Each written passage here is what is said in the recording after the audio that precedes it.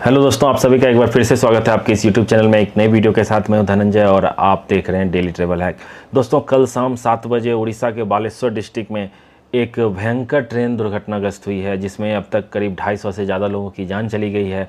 लगभग 1200 से ज़्यादा लोग घायल हैं। इसका अभी ऑफिशियल फिगर आना बाकी है, लेकिन अंदाज़ा लगाया जा रहा है कि ये जो आप कैजुअल्टी देख रहे हैं इसकी संख्या बढ़ने वाली है, क्योंकि आप इस तस्वीर से अंदाज़ा लगा सकते हो ये ट्रेन इतनी ज़ोर से दुर्घटनाग्रस्त हुई है और इसमें 3 ट्रेन इन्वॉल्व है। अब आप ये समझने की कोशिश कीजिए कि आखिर ये ट्रेन दुर्घटनाग्रस्त हुआ कैसे। इसमें मानवीय भूल है या सिस्टम फेल्योर हो गया, या अब इसका जिम्मेदार कौन, इसकी जिम्मेदारी लेगा कौन। आप समझ सकते हो ये इतना बड़ा दुर्घटना होने के कारण जो इतने सारे लोगों की जान गई है उसके जिम्मेदार कौन होंगे। मैं आपको बता दूं, 12841 शालीमार चेन्नई एक्सप्रेस, जो कि शालीमार से आके चेन्नई की ओर जा रही थी, और दूसरी ट्रेन हमारी Bangalore SMBT sir M Visvesvaraya terminal से निकल के हावड़ा की ओर जा रही थी। दोनों पैसेंजर ट्रेन है, फुल्ली पैक्ड रहती है। इसमें जो लोग रहते हैं स्लीपर कोचेज में, इसकी अगर हालत देखोगे तो आप अगर 72 सीट है तो लगभग 150 से ज़्यादा लोग रहते हैं स्लीपर कोच में, क्योंकि वेटिंग वाले रहते हैं, और ये फुल्ली पैक्ड ही जाता है। कोरोमंडल एक्सप्रेस शालीमार चेन्नई कोरोमंडल एक्सप्रेस अपने फुल मैक्सिमम परमिसेबल स्पीड पे 130 kmph पे आ रही थी। उससे पहले क्या हो गया था, जो हमारी SMBT बेंगलोर हावड़ा वाली जो ट्रेन है वो चल के जा रही थी और उसके 3 डब्बे पटरी से उतर गए थे और वो दूसरे ट्रैक को ऑब्स्टेकल कर रहे थे, और इसी दौरान एक मालगाड़ी उधर से गुजर रही थी, तो उस मालगाड़ी को रोक दिया गया था ताकि मालगाड़ी पैसेंजर ट्रेन से ना टकरा जाए।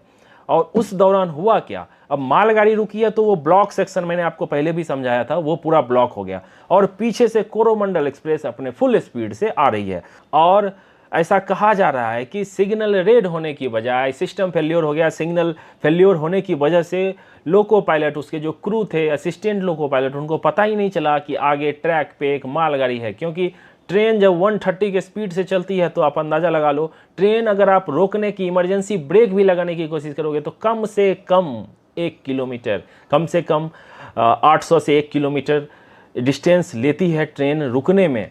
और ये 130 kmph से हम आई एम श्योर कि क्रू ने ब्रेक लगाई होगी, इमरजेंसी ब्रेक लगाई होगी, लेकिन रुकते रुकते ये जोरदार टक्कर मारी है मालगाड़ी को। एक गुड्स ट्रेन जिसको रोका गया था उसको खतरनाक से टक्कर मारी गई है। और आप अंदाज़ा लगाओ, आगे के 2 कोच, आजकल जो कोच रहते हैं उसमें जनरल कोचेज रहते हैं जिसमें कोई आंकड़ा निकल के नहीं आने वाले, कितने लोग उस जनरल कोच में थे। आप जनरल की हालत देख के अंदाज़ा लगा लो कितने लोग होंगे उसमें। और इसके 17 डब्बे बेपटरी हो गए कोरोमंडल एक्सप्रेस के, और 7 डब्बे की बहुत बुरी हालत है एक कोच में, अंदाज़ा लगा लो। और मैं तो सोच नहीं पा रहा हूँ कि हम इस दुख की घड़ी में हमारी संवेदनाएं उस परिवार के साथ है जिनके परिवार के लोगों की जान चली गई है, घायल हैं। जो घायल हैं मैं उनके स्पीडी रिकवरी की कामना करता हूं, जल्दी से रिकवर हो जाए। इस पर जो भी अपडेट आती रहेगी मैं आपको बताता रहूँगा। मैं थैंक्स कहना चाहूँगा उड़ीसा में जो बालेश्वर के लोग हैं उनका भी, वो रात भर लगे रहे इस रेस्क्यू ऑपरेशन में, साथ देते रहे। जो NDRF और जो बाकी ऑफिशियल थे उनको सपोर्ट करते रहे। हॉस्पिटल में लाइन लगी हुई है लोगों का ब्लड देने